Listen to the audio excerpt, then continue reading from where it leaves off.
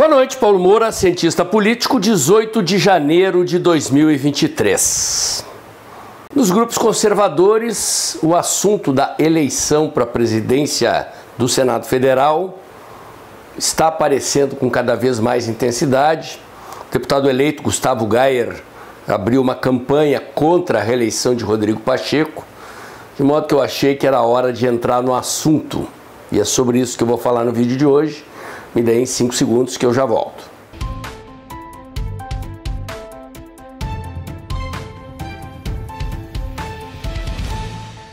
Muito bem, gente. Em primeiro lugar, vamos falar um pouquinho da importância da eleição, não apenas para a presidência do Senado, mas também para a presidência da Câmara, e passar para vocês uma avaliação sobre as perspectivas de resultado, conforme que eu posso fazer levantamento pela imprensa.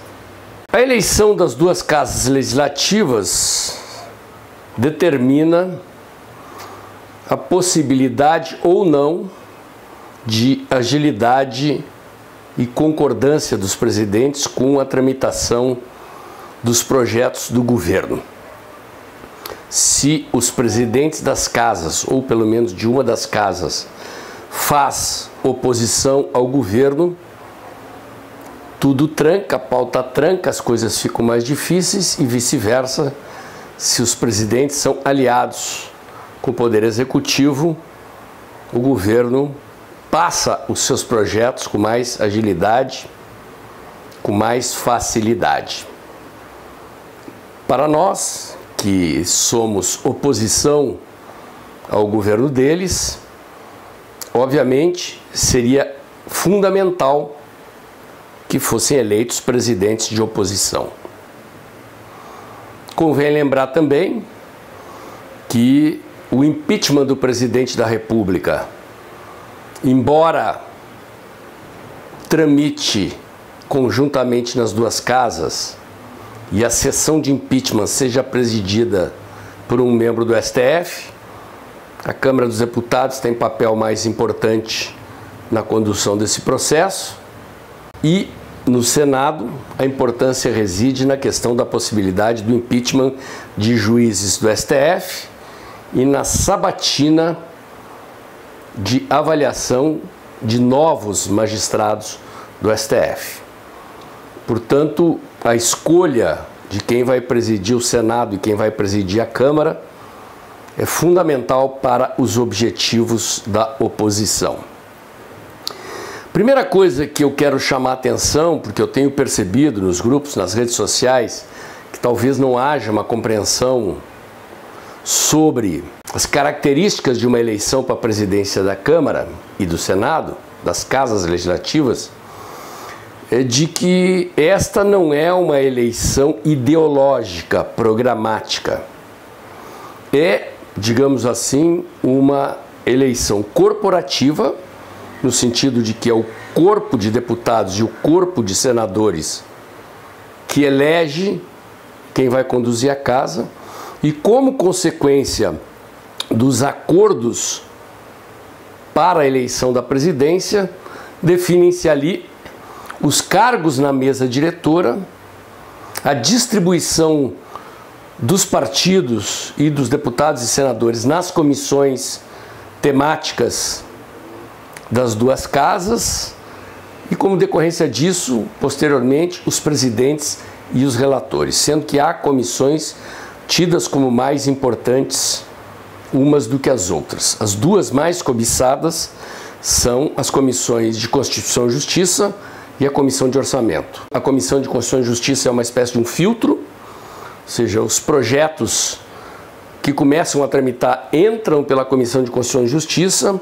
ali é avaliada a sua constitucionalidade, e ainda que eventualmente projetos possam ser levados diretamente ao plenário, muitos projetos morrem ali se a Comissão de Constituição e Justiça entender que eles são inconstitucionais. A Comissão de Orçamento, como o próprio nome diz, é fundamental para a questão que para os deputados e senadores é central, a questão da distribuição de recursos do orçamento.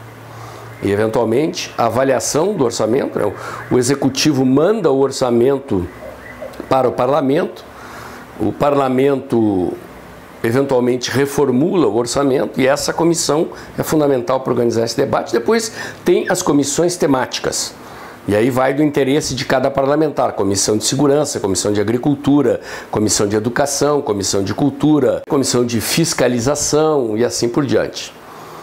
Então, quando os senadores e deputados lançam candidaturas, eles fazem acordos com os seus pares, com os partidos, e esses acordos implicam nessa distribuição de cargos.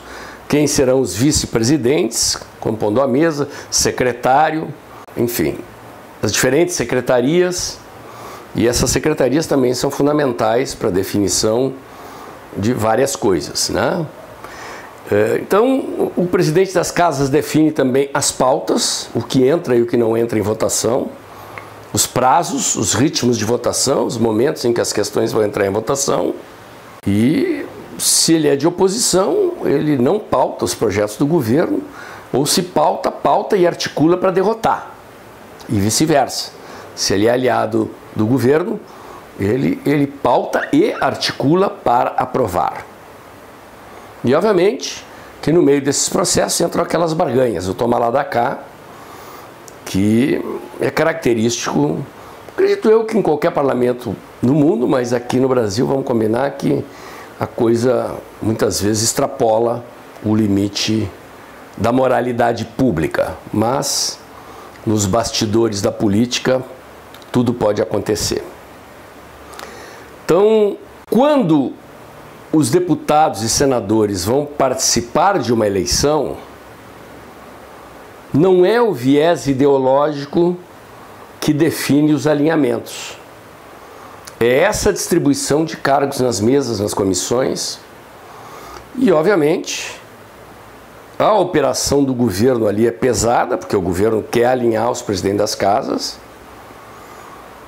quer ter candidato seu, ou pelo menos em acordo com o executivo, e a menos que ocorram situações excepcionais, como aconteceu com Dilma Rousseff, que era avessa à classe política, que detestava os políticos e não fez questão de ter maioria parlamentar, ela foi derrubada.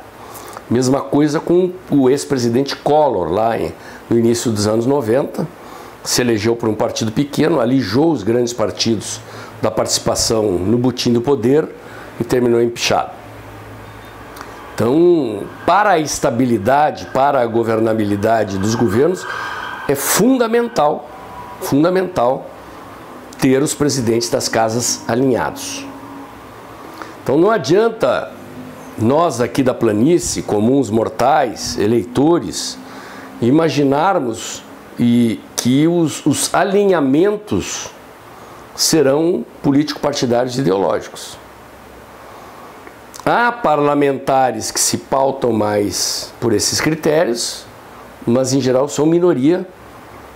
E mais um detalhe, quer dizer, o candidato que se lançar e perder, ele perde, ele e todos os que o apoiaram, perde espaço na mesa diretora, nas comissões, nas presidências das comissões e nas relatorias. Então é um jogo de soma zero, quem ganhar leva tudo, quem perder perde tudo. E isso é importante por quê? Porque isto gera um processo de coerção, digamos assim, de pressão para que os parlamentares tendam a se aliar com aqueles percebidos como favoritos. E agora eu vou dar uma má notícia para vocês. Pelo menos eu estou me baseando em informações publicadas na imprensa. Tá? A gente sempre tem que dar um desconto, porque essas informações são, na maioria das vezes, plantadas por gente interessada em criar versões na disputa eleitoral. Até agora, então, eu não tive acesso a informações desses relatórios das consultorias políticas que fazem monitoramento do parlamento e que têm independência em relação a essas informações publicadas. Essas consultorias costumam fazer pesquisas, entrevistar os parlamentares, saber que posição ele tem, qual é a projeção de voto, quem não revela o voto, quem revela, e por ali dá para ter uma noção mais objetiva das tendências. Mas a julgar pelo que está saindo na imprensa, o que deve acontecer é a reeleição de Arthur Lira para a Câmara dos Deputados e de Rodrigo Pacheco para o Senado. Eu sei, é duro, mas é isso, gente, certo? No Senado, quem são os candidatos até agora? O próprio Pacheco, o Rogério Marinho e o senador Girão. Tá? O Pacheco vocês conhecem, nenhum de nós gosta dele, queremos vê-lo derrotado. Rogério Marinho foi ministro do presidente Bolsonaro. Vou dar um pouquinho da ficha dele aqui que eu conheço. Primeiro, a origem do Rogério Marinho é o PSDB. Ok? Então ele nasceu para a política em Ninho Tucano. E ele foi, durante o governo Temer, o relator e o articulador da reforma trabalhista. E foi muito bem sucedido. Uma reforma, das melhores reformas estruturais feitas recentemente no Brasil, especialmente em função do fim do imposto sindical. Secou o dinheiro dos sindicatos, isso enfraqueceu bastante a esquerda, é uma conquista bastante importante. Ele não se reelegeu para deputado, mas disso decorreu a indicação dele para ser o secretário da Previdência do ministro Paulo Guedes, no governo do presidente Bolsonaro, com a missão de ser o articulador da reforma da Previdência que passou, ok? Então, daí decorre a fama de Rogério Marinho como um bom articulador. Como ele tinha sido bem sucedido na aprovação da reforma da Previdência, o presidente Bolsonaro retirou da equipe do Paulo Guedes e colocou no Ministério do Desenvolvimento Regional, onde ele começou a entrar em atrito com o ministro Paulo Guedes. Ou seja, era um ministro fura-teto, digamos assim, havia uma polêmica dentro do governo. O ministro Paulo Guedes, pautado pela responsabilidade fiscal, pelo controle de gastos, e o Rogério Marinho conspirando o tempo inteiro dentro do governo para furar o teto, para gastar e assim por diante, ok? Ele foi candidato ao Senado pelo Rio Grande do Norte, se elegeu, e o presidente Bolsonaro o encaminhou para ser o candidato do PL à presidência do Senado, ok? A situação é a seguinte: o senador Girão, não confundir com o deputado Girão, aparentemente eles são primos, é um senador que se apresenta publicamente como independente. Então existem três posições, digamos assim, possíveis. Ou você é situação, ou você é oposição, ou você é independente. Quem se diz independente é alguém que eventualmente pode votar com o governo e eventualmente pode votar com a oposição. Certo? Rogério Marinho, entrevistado e perguntado sobre a questão da posição dele com relação ao impeachment de juízes do STF, tergiversou, esquivou, não respondeu. O que é compreensível. O importante não é o que ele diga que vai fazer, mas o que ele faça lá dentro. Mas, de qualquer maneira, achei sintomático que ele tenha fugido da resposta. E eu desconheço declarações críticas dele ao STF, ou posicionamentos críticos dele ao STF. Como ministro do governo, em diferentes situações, quaisquer oportunidades, e na eleição como candidato e depois de eleito. Não conheço, pode ser que haja, mas não há nenhuma vírgula dele se pronunciando criticamente em relação ao STF. O que não acontece com o senador Girão. Quer dizer, o senador Girão é um dos senadores críticos ao STF, aos excessos do STF, do TSE e assim por diante. Então, se o critério para você apoiar um ou outro for esse, as informações são essas. Repito, não quer dizer que o Rogério Marinho, se vencer, sentar na cadeira, não vá operar decisões políticas de criar problemas para o governo eleito e, eventualmente, abrir processos de questionamento das condutas da Suprema Corte, ok? Mas a vida pregressa revela isso. O problema é o seguinte, são dois candidatos de oposição e o Pacheco é o candidato do PT, é o candidato do Lula, é o candidato do governo. E é favorito, pelo menos até esse momento. Quer dizer, a eleição é, acho que em menos de 15 dias. Início de fevereiro, a nova legislatura começa, eles tomam posse e elegem a mesa. Então as articulações estão acontecendo a 1000 por hora no bastidor. No caso da Câmara dos Deputados, até agora o candidato único é Arthur Lira. Há um detalhe sobre o Senado que eu ia esquecendo. A imprensa está especulando com a possibilidade de que o MDB e o União Brasil lancem candidato. Ok? O que seria um problema, porque são partidos que estão ali na esfera da base do governo, podem dividir o outro lado também. Mas às vezes é um jogo apenas para negociar. Né? Você bota um nome para retirar e negociar posições na mesa, nas comissões e assim por diante. Botem aí no radar de vocês, vamos observar. Ok? Arthur Lira até agora é o candidato único e ele foi aliado do presidente Bolsonaro. No entanto, ele, ao que tudo indica, negociou com o governo do PT e conduziu a aprovação da PEC fura-teto. Eu não tenho certeza até esse momento se a negociação foi pontual para a PEC. Na época correu que ele pediu 150 cargos no governo, pediu o ministério, não levou, pelo menos até agora. Ou se foi uma negociação que já implicava em apoio mútuo. Quer dizer, o Lira ajuda o governo na Câmara e o governo recompensa o Lira. Com os 150 cargos dele, segundo, terceiro escalão, outras benesses aí, porque cargos ainda tem um monte para ser ocupado. Né? O PT ainda está demitindo, exonerando muita gente do governo do presidente Bolsonaro. Saiu uma notinha que pode ser plantada pelo Lira na imprensa, supostamente por deputados próximos a ele, dizendo que o governismo do Lira era circunstancial apenas para ganhar a eleição e que depois de eleito ele iria se comportar como um presidente de oposição. Não sei. Só pagando para ver. Só pagando para ver. Tá? Então, eles estão compondo. As chapas vão da esquerda à direita. Deputados de todos os quadrantes políticos se articulam porque eles querem ter posições na mesa e nas comissões, nas relatorias, nas presidências das comissões. Importância na definição da pauta, na definição do destino das verbas públicas, através da comissão de orçamento e assim por diante. Tá?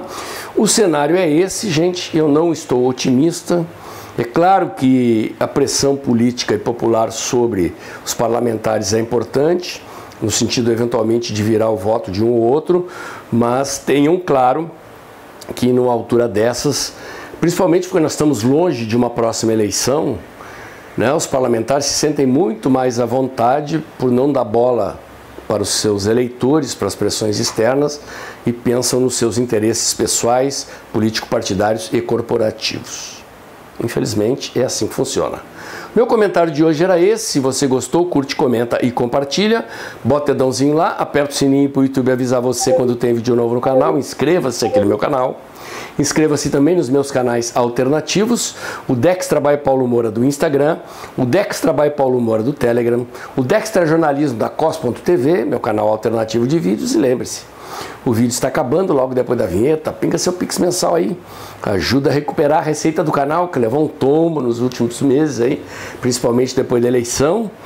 E esse canal depende da sua contribuição financeira para existir, para sustentar o trabalho que eu faço aqui. Assim como agradeço a todos aqueles que chamam os amigos, colegas, parentes para seguir o canal, levando mais longe um conteúdo que eu produzo aqui, comprometido com o Brasil livre, próspero, com ordem e progresso, ancorado em ideias liberais e valores conservadores. Amanhã tem mais.